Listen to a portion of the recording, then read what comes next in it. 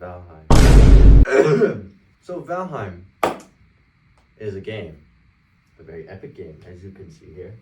It's a game that's taken the entire world, actually not the entire world, and just put a little star there and then a little text there that says not the entire world. Yes, the entire world by storm. It has captivated tons of people, including myself. So basically, we got Valheim here. Pretty epic game. Nice scenery. Look at my house. It looks so nice that I built in Valheim. Basically, everybody loves it because it's a really nice, cozy Viking game with a nice PS2 style.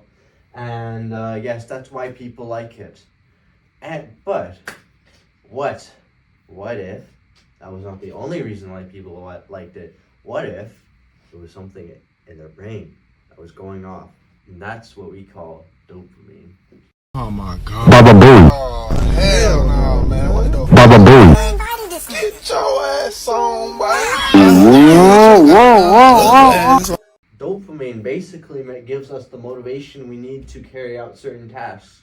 For example, if you need to take a massive crap, it releases dopamine when you've done it.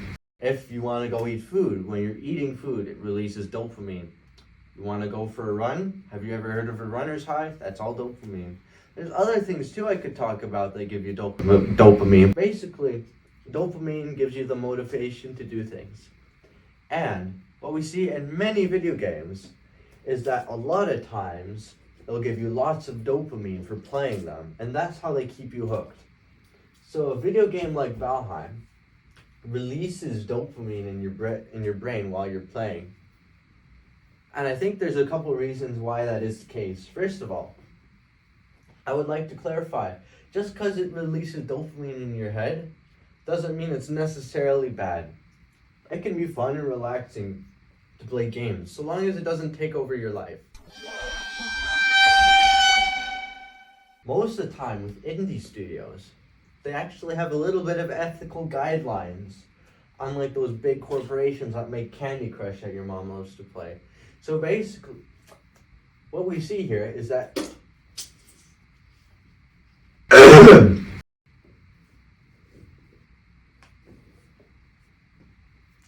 okay, so I'm going to talk about the several reasons why Valheim releases dopamine in your head. Number one, the visual style. The visual style is extremely appealing. It has a very timeless style, very good PS2 pixelated style. It's very beautiful with all its nice shimmering and glossiness. It's a very beautiful looking game. It's very, very well crafted.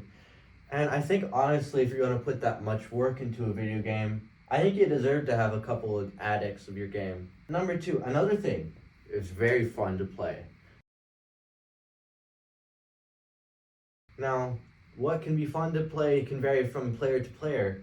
However, what I've seen, it has a very good build system. So you can build virtually anything your mind has to think of.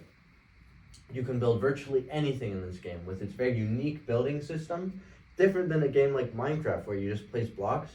You place itty bitty structures like a wall, like over here, and you can place them, and the more you combine them, the different things you can get. But that's not the only building block. There's roofs, there's half walls, there's stairs, there's a ton of things.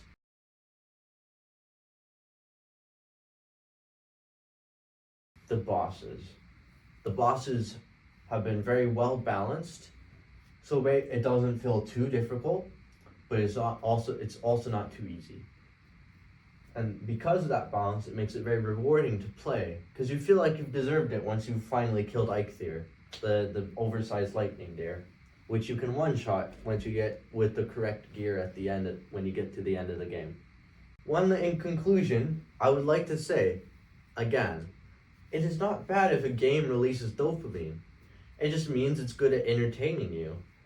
Unless you're an addict, then that's different. However, that's usually your fault. Are you an addict?